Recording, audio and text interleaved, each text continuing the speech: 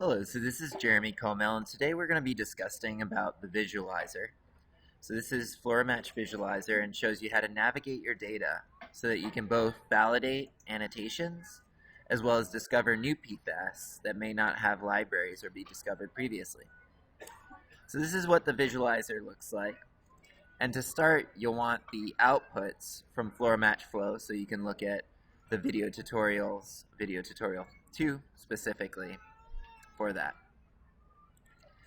Now here you're going to see the output in this fin files folder. You'll want these 4 files to upload into PowerBI, which is going to have the file. You'll also want these other files, the PCA loadings and PCA scores, if you want to upload and you have stats. So those are the 4 files you'll need.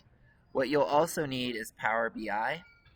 So you'll want to install PowerBI on the Microsoft Store, get the desktop version for Windows. Once you download PowerBI, which you can look at the manual as well as the installation instructions in tutorial 1 for installation, then in your FluoroMatch folder you'll see this FluoroMatch Visualizer, and then you'll also see this file here. It might have a different name, and you can double click it and it should open up in PowerBI. Otherwise, you can press Open With and select PowerBI Desktop. Once you're in, you want to upload the data that you have. So you go to Data Source Settings, and then you want to switch all of these files. So you go to Change Source, Browse, and then you're going to browse to your Output folder, your fin files, and then each name. So Feature EICs. Then you're going to go change to MS1s, and then the raw MSMS data that's annotated and has fragment screening information. Then your final results with your annotations and your feature table, neg ID fin.